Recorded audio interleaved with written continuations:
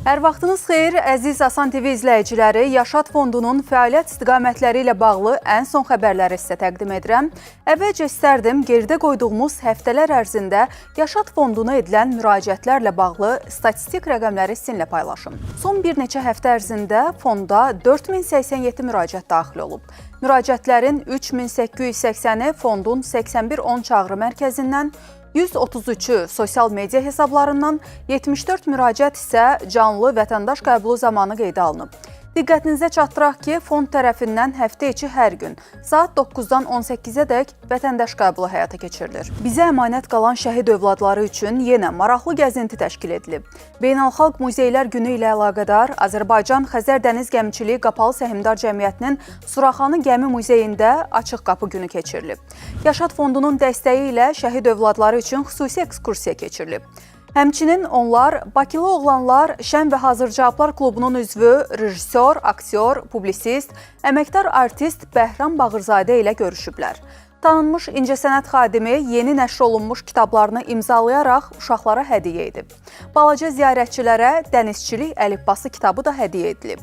Dünyada ilk tanker muzeyinin eksponatları əsasında hazırlanan kitabda dənizçiliyə aid terminlər və onların izahları yer alıb. Bütün bunlarla bərabər tədbirdə təbiətə həssas münasibətin vacibliyi də ön planda olub. Yaşad Fondu tərəfindən müalicə və psixoloji dəstək xərclərinin ödənilməsi istiqaməti üzrə işlər davam etdirilir.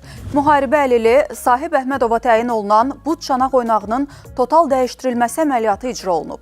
Şəhidimiz Knyaz Orucov Zirəddin oğlunun anası Dürdanə Orucovaya müayinə zamanı sağ gözünə mirvari suyu və torlu qişanın total revmatogen qopması diaqnozu təyin olunub.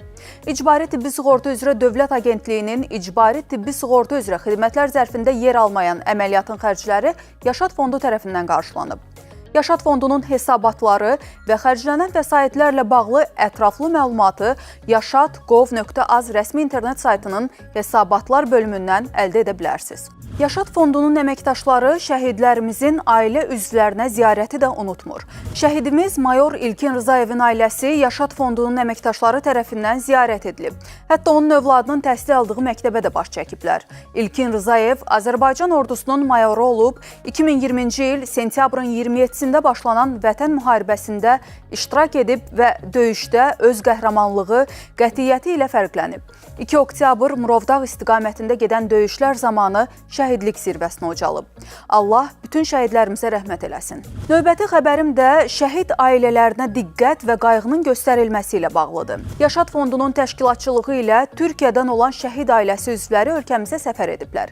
Məqsəd Azərbaycanlı və Türkiyəli şəhid ailə üzvlərini bir araya gətirməklə ölkələrimiz arasındakı mövcud əməkdaşlığı genişləndirməkdir.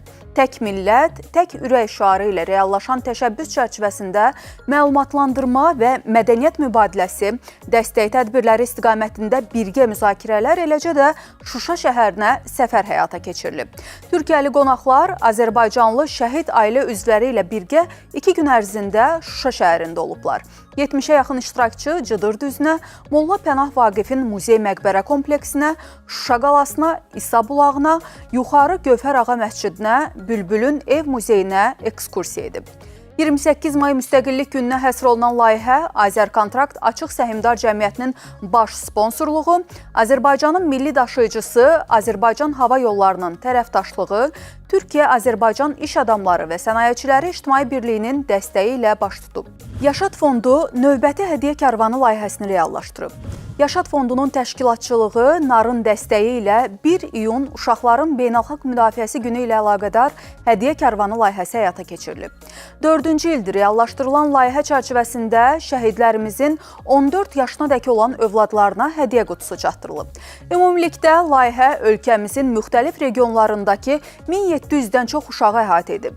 Məqsəd onlara sevinç bəxş etmək, eləcə də onların hərtərəfli inkişafına dəstək olmaqdır.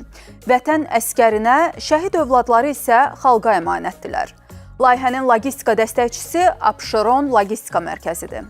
Şəhid övladlarını bir araya gətirən düşərgələrdən daha biri reallaşdırılıb. Belə ki, Yaşad Fondu, Asan Könüllüləri Təşkilatı, Peşəkar Futbol Liqası və Badamlı şirkəti tərəfindən Qəbələdə şəhid övladları üçün yay düşərgəsinə start verilib.